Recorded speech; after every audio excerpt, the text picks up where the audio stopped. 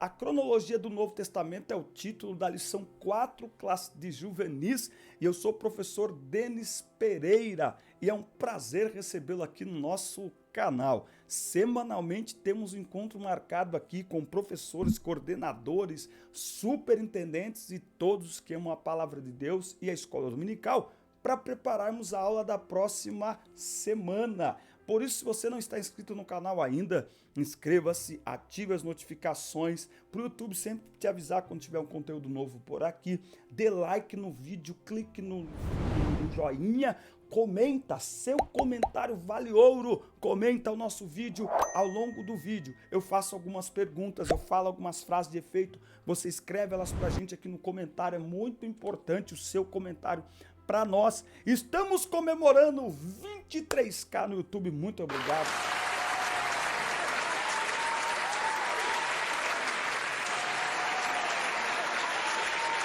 A você que nos acompanha, quem está chegando agora, não se esqueça.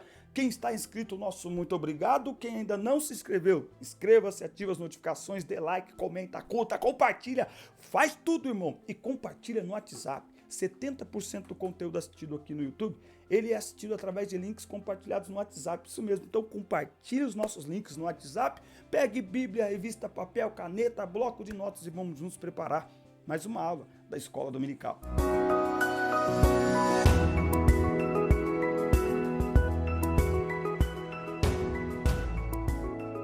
Preste atenção nos avisos rapidinho, aqui na descrição do vídeo você vai ter um link para grupos da EBD no WhatsApp, são 6 grupos com professores de todo o Brasil conversando, comentando, trocando ideias e informações sobre a aula da próxima semana.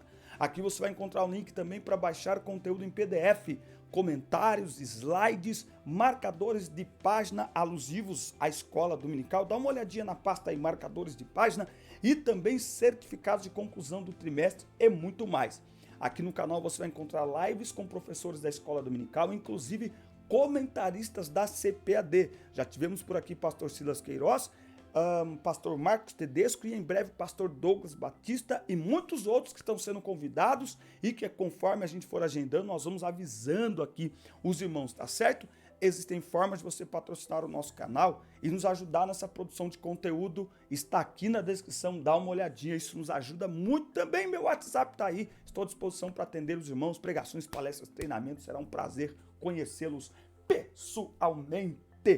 Vamos aqui dividir a tela, mostrar a tela para os irmãos. A cronologia do Novo Testamento, 6 dias depois, tomou Jesus consigo a Pedro e a Tiago e João, seu irmão, e os conduziu em particular a um alto monte. Nós vamos falar sobre cronologia, presta atenção, essa aula é muito, como que eu diria, técnica, ela é uma aula de números, ok? Então presta atenção, eu não vou ficar lendo a revista, eu vou pontuar onde eu estou na revista, vou ler aqui algumas coisas e depois a gente vai aqui, ó, para um blog onde eu entrei com esse tema, cronologia do Novo Testamento, e ele aponta aqui os livros, quando foram escritos, o propósito para o que foi escrito, ok? Para que a gente consiga fazer algumas aplicações da aula. Senão a aula fica técnica, eu vou ter que ficar lendo revista, falando de número, falando de data aqui. Eu vou tentar, dentro do possível, aplicar, trazer alguma coisa prática para o dia a dia dos alunos e dos professores aí também, certo? Pegue aí sua revista, Os Primeiros Cristãos e as Sagradas Escrituras. Nos anos iniciais da era cristã, os crentes tinham como palavra de Deus chamada também de Escrituras apenas os livros do Antigo Testamento, já que os livros do Novo Testamento, evidentemente, ainda não haviam sido escritos. Nós estamos falando aqui dos irmãos da igreja primitiva, não é? Os primeiros anos ali da igreja. Evidenciando a conexão e legitimidade de ambos, comumente vemos em trechos do Novo Testamento histórias presentes no Antigo Testamento. Por exemplo, o profeta Jonas, rainha de Sabá, que foram mencionados pelo próprio Jesus. Em Mateus 23:35, Jesus cita as mortes de Abel e de Zacarias, além de muitos outros momentos em que o mestre explicou ou fez menção à lei de Deus. Então, nós temos no Novo Testamento referências do Antigo Testamento. Em referência a Isaías 10, 22 e 23, o apóstolo Paulo falou sobre a salvação do remanescente de Israel. Já o escritor da Epístola aos Hebreus, no capítulo 11, ele sintetiza muitas passagens bíblicas no Antigo Testamento, citando pessoas como Abel, Caim, Enoque, Abraão, Sara, Isaac, Jacó e por aí vai. Vamos ver aqui, ó, Hebreus, nós vamos ver que os escritores do Novo Testamento citaram pessoas importantes e histórias relevantes do Antigo Testamento. Olha só, ele vai começar aqui, ó, Hebreus, nós vamos ver aqui a partir do 20, tá? Pela fé, Isaac, Antigo Testamento, abençoou Jacó e Esaú concernente às coisas futuras. Está lá no Antigo Testamento, está lá em Gênesis. Pela fé, Jacó, quando estava próximo da morte, abençoou os filhos de José e adorou, reclinando sobre o seu cajado, no Antigo Testamento. Pela fé, José, Antigo Testamento, está lá em Gênesis. Pela fé, Moisés, Êxodo, quando nasceu, foi escondido 3 meses por seus pais. Todo mundo conhece essa historinha, não é?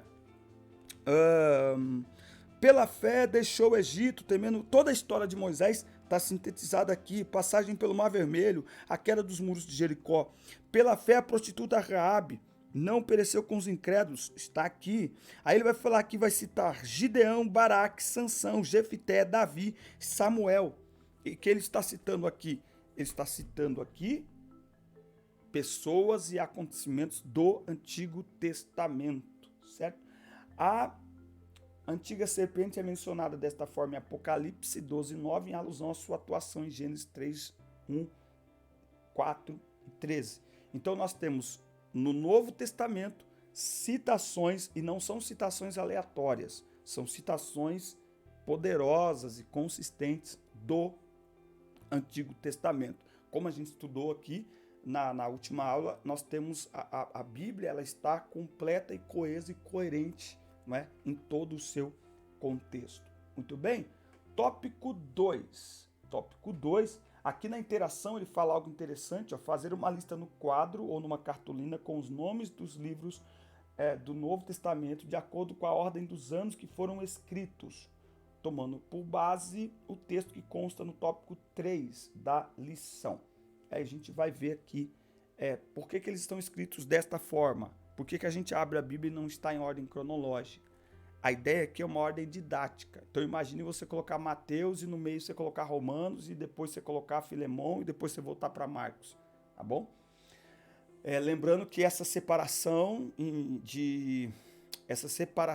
didática aqui, ok? De publicação, essa edição aqui, ela não é inspirada, tá? Inspirada é o texto. Isso aqui é feito de maneira que a gente compreenda, de maneira que a gente entenda. Tópico 2. A compilação do Novo Testamento. Segundo explica o saudoso pastor Antônio Gilberto em sua obra A Bíblia através dos séculos, livro esse que todos nós precisamos ler. A Bíblia através dos séculos. É maravilhoso este livro. Eu tenho PDF, se você quiser, me chama aí no WhatsApp ou escreve um comentário aí, eu mando para você. Aliás, eu estou criando uma biblioteca em PDF para ficar tudo facinho para vocês. A formação do Novo Testamento levou apenas 2 gerações. Em 100 depois de Cristo, todos os livros já estavam escritos. O que demorou foi o reconhecimento canônico, não é? O reconhecimento canônico, ou seja, é o reconhecimento que reconhece que são livros inspirados por Deus. Muitos livros foram escritos, mas os 66 que temos na Bíblia, os 27 do Novo Testamento, eles são reconhecidos como inspirados, absolutamente inspirados por Deus. E foi feito aí um trabalho muito detalhado e detalhista para chegar a essa conclusão. Então veja, ó, o Antigo Testamento ele foi escrito ao longo de aproximadamente, a gente pode falar, a Bíblia toda 1.600 anos. O Antigo Testamento ele foi escrito ao longo de cerca de 1.100 anos, porque nós temos pegadinha isso, hein? 1.600 anos. Só que nós temos 400 anos de silêncio absoluto entre Malaquias e Mateus, não temos? Então, o Antigo Testamento ele foi escrito ao longo de 1.100 anos, enquanto que o Novo Testamento foi escrito em 100 anos. 100 anos depois de Cristo, o Novo Testamento já estava completamente escrito. O que demorou foi esse reconhecimento, tá? Que que aconteceu no terceiro concílio de Cartago, em 397 d.C. Mas antes disso, Atanásio já tinha publicado uma lista com os 27 livros, tá? Que foi aceita em 393 no concílio de Hipona. A validação dos livros como canônicos passou pelo testemunho dos próprios apóstolos. Em outras citações, o apóstolo Pedro chama os escritos de Paulo de escrituras. Vamos ver isso? 2 Pedro, vamos ver isso aqui, que isso é coisa maravilhosa. 2 Pedro 3, 15, 16. E considere que a longanimidade de Nosso Senhor é a salvação, como também o nosso amado irmão Paulo, segundo a sabedoria que lhe foi conferida, vos escreveu. Como em todas as suas cartas, fala sobre estas coisas, nas quais há algumas coisas difíceis de entender, que os ignorantes e instáveis deturpam, e como também as outras escrituras, para sua própria destruição. Tá? Então Pedro chamou os escritos de Paulo de escritura. Tá? Agora, por que os livros estão nesta ordem que nós encontramos em nossas Bíblias? Tá? Bom, quanto à ordem dos livros para efeito de estudos, há 3 formas de organizá-los. Na primeira, os livros são dispostos de acordo com a tradução da Bíblia para o latim, a Vulgata, que foi a Vulgata, ela foi uma tradução feita por Jerônimo, tá? Essa é a primeira forma. Na segunda, encontramos organizado de acordo com as datas em que foram escritas, né? Então, existem Bíblias na ordem cronológica. Na terceira, que é mais ou menos o que a gente tem, os escritos seguem de acordo com a sequência dos acontecimentos, uma ordem histórica e cronológica, certo? Muito bem, já se inscreveu no canal? Não se inscreveu ainda? Inscreva-se, ative as notificações, dê like no vídeo, comenta. O seu comentário aparece por aqui e é muito importante para nós. Tópico 3. A ordem em que os livros foram escritos. A ordem em que os livros foram escritos. Pelo ano de escrita, assim se ordenam os livros. E aí a gente vai ter aqui, ó, Tiago, pela ordem de escrita, Tiago. Para que Tiago escreveu? Tá? Tiago foi martirizado em aproximadamente 62 depois de Cristo. Tá? Alguns acham que esta carta foi escrita em resposta a uma interpretação excessivamente zelosa do ensino de Paulo sobre a fé. Tá?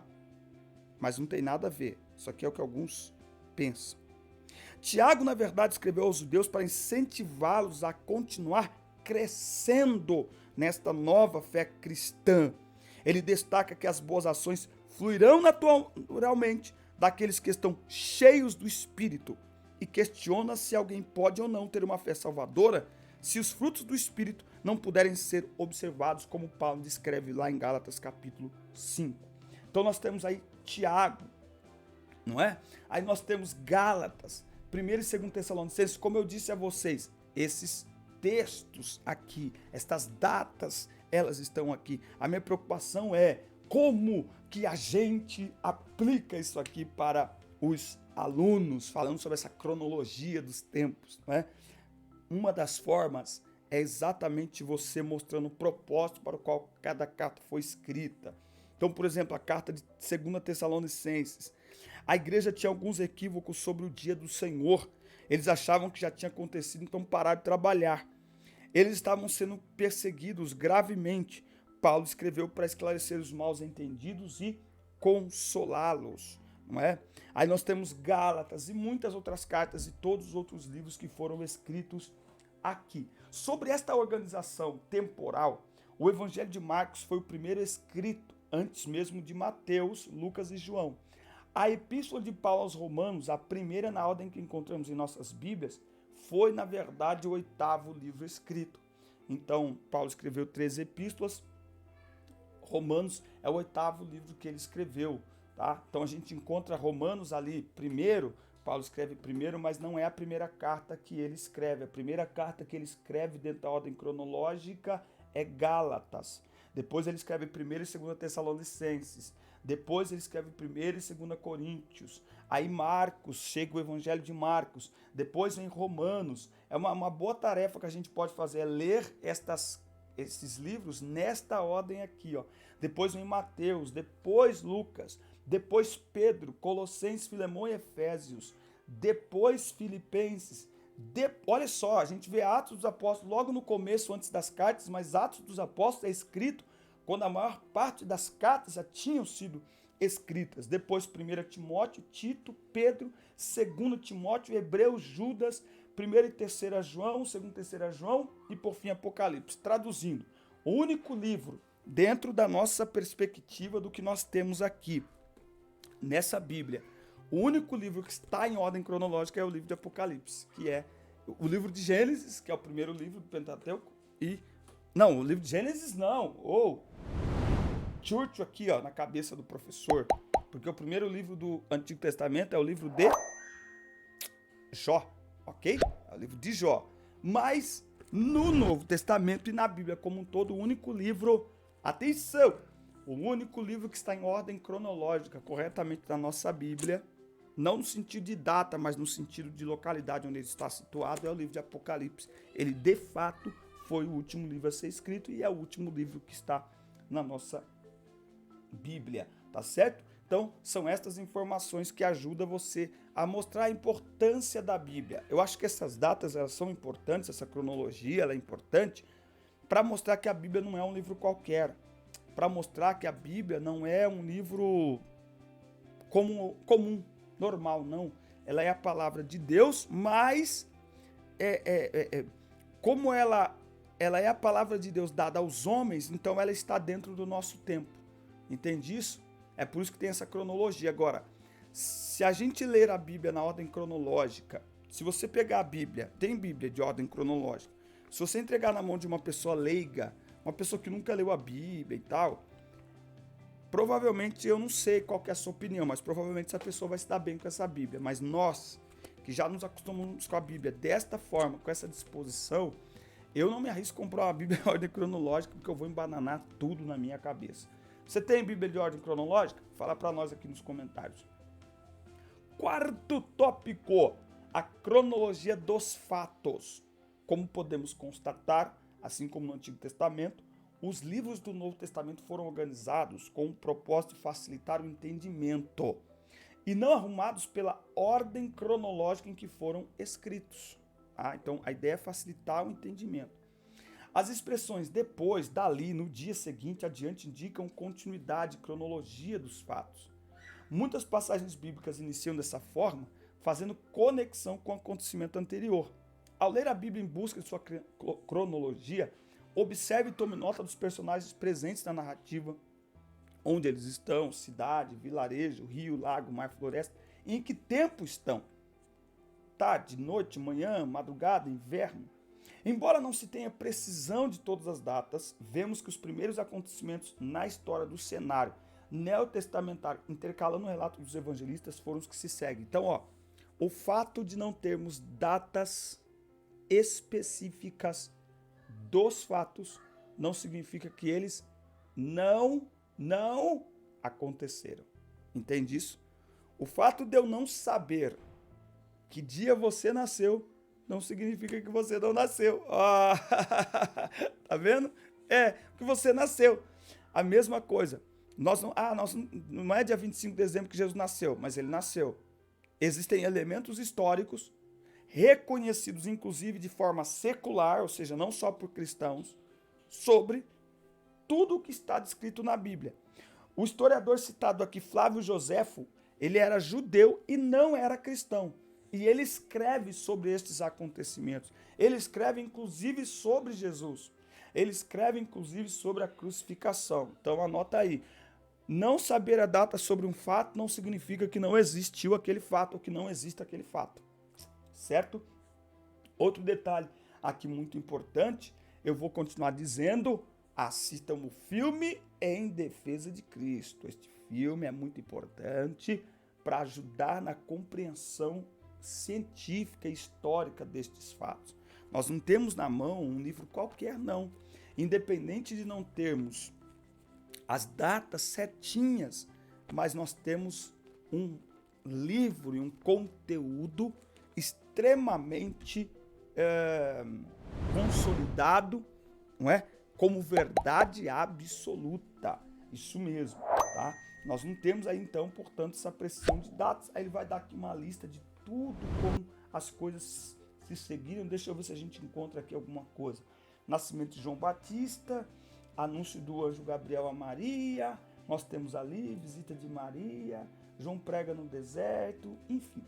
A partir desta pequena amostra, considerando a possibilidade de alternativas de outros arranjos cronológicos, esperamos que você se sinta ainda mais motivado a estudar e compreender este sagrado e valioso livro que é a Bíblia. Então é muito importante você levar para a sala de aula estas informações e estas datas aproximadas e tal, para mostrar para eles que a Bíblia não foi escrita de maneira qualquer, nem sem nenhuma preocupação, não. Agora, esse arranjo cronológico que é feito é para o nosso entendimento, certo?